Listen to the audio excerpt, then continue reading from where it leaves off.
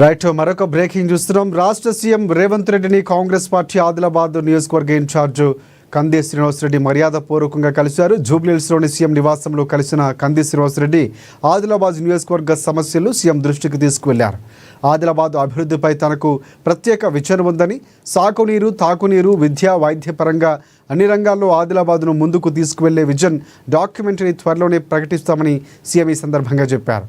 స్థానిక ఎన్నికల్లో మంచి విజయాలు సాధించాలని, ఆదిలాబాద్ జిల్లా పరిషత్తు గెలవాలని సీఎం రేవంత్ కందిని ఆదేశించారు.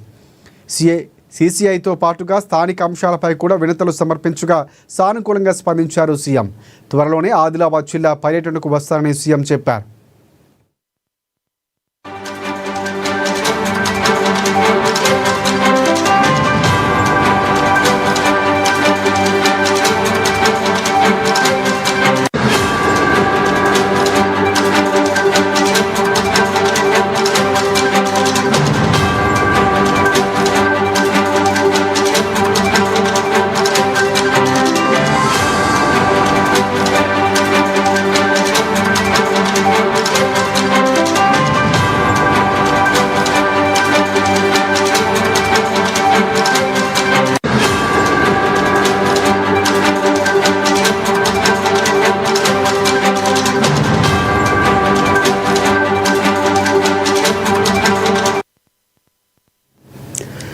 రైట్ రాష్ట్ర సీఎం రేవంత్ రెడ్డిని కాంగ్రెస్ పార్టీ ఆదిలాబాద్ నియోజకవర్గ అసెంబ్లీ ఇన్ఛార్జ్ కంది శ్రీనివాసరెడ్డి మర్యాదపూర్వకంగా కలిశారు.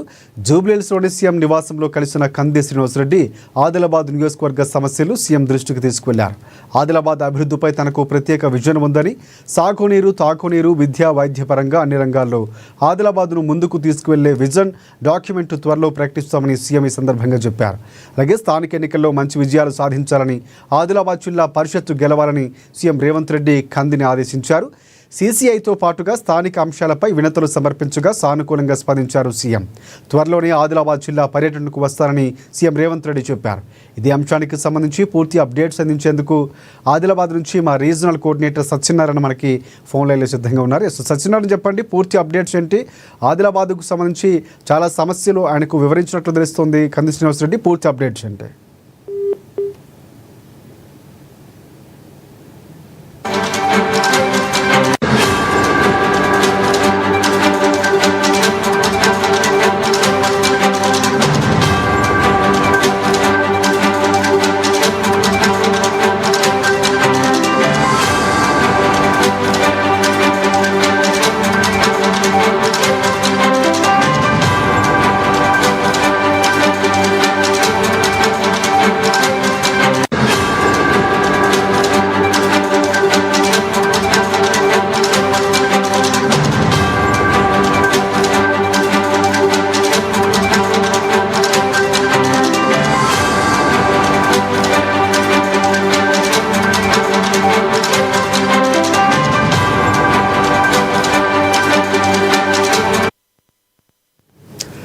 రైట్, సీఎం రేవంత్ రెడ్డిని కాంగ్రెస్ పార్టీ అసెంబ్లీ ఇన్ఛార్జ్ నియోజకవర్గం సంబంధించి కంది శ్రీనివాసరెడ్డి మర్యాదపూర్వకంగా కలిశారు. ఇది అంశానికి సంబంధించి పూర్తి అప్డేట్స్ అందించేందుకు ఆదిలాబాద్ నుంచి మా రీజనల్ కోఆర్డినేటర్ సత్యనారాయణ మనకి ఫోన్ లైన్లో సిద్ధంగా ఉన్నారు. సత్యనారాయణ, చెప్పండి, పూర్తి అప్డేట్స్ ఏంటి?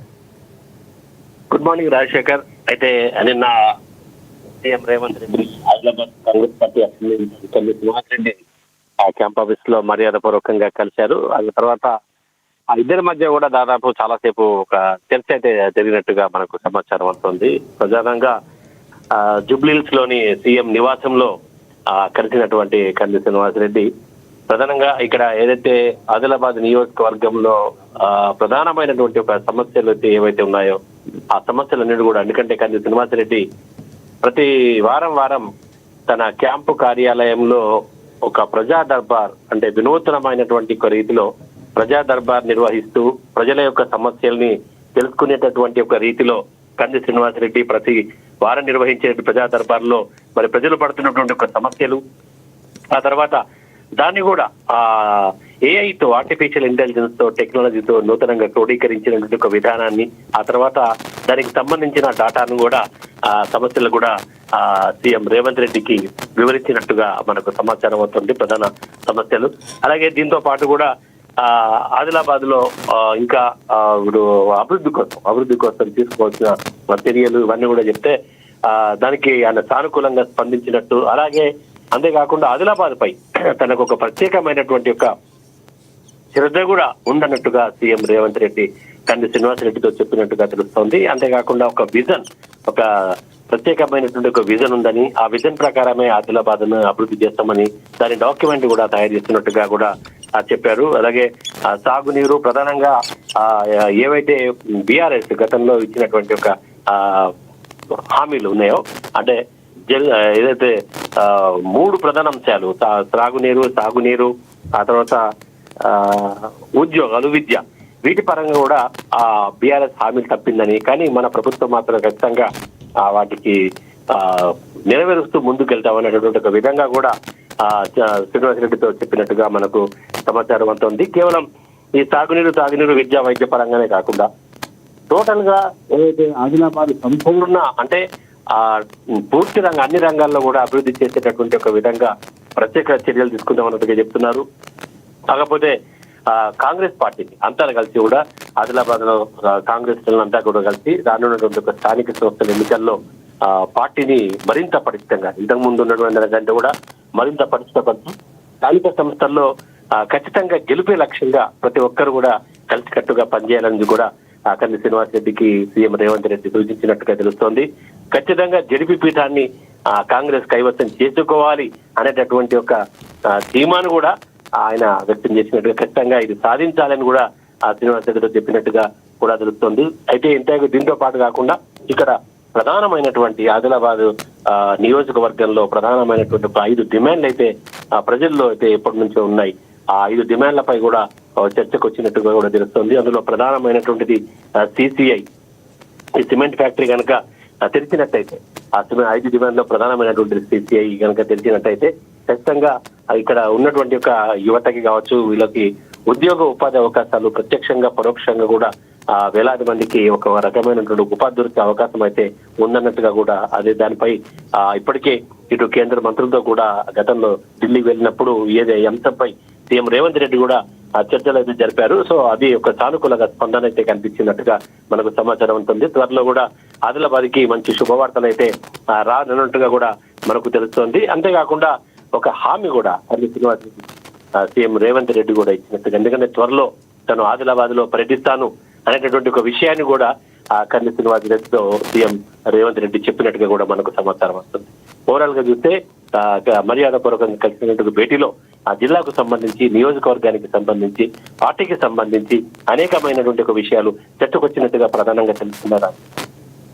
రైట్ సత్యనారాయణ, అంటే చాలా రోజుల నుంచి ఆదిలాబాద్ నియోజకవర్గానికి సంబంధించి చాలా సందర్భాల్లో ఆయనకు ఏ సమయం దొరికినా కూడా ఆదిలాబాద్కి ఏ విధంగా మంచి చేయాలన్నటువంటి ఆలోచనతో కంది శ్రీనివాసరెడ్డి ముందుకు వెళ్తున్నాడు. నిజంగా సీఎంని కలవటం, ఒక విజన్ డాక్యుమెంట్ త్వరలో ప్రకటిస్తామని సీఎం ప్రకటించడం, వస్తానని చెప్పినటువంటి హామీ కానీ ఒక రకంగా ఆదిలాబాద్కు శుభసూచకం, ఒక వరాలజాలు కురవబోతుంది, అభివృద్ధి బాటగా ఆదిలాబాద్ త్వరలో చూడబోతున్నాం అనుకోవచ్చా? అంటే కంది శ్రీనివాసరెడ్డి కృషికి ఒక ఫలితం దక్కే అవకాశం ఉంది అనుకోవచ్చా మనం?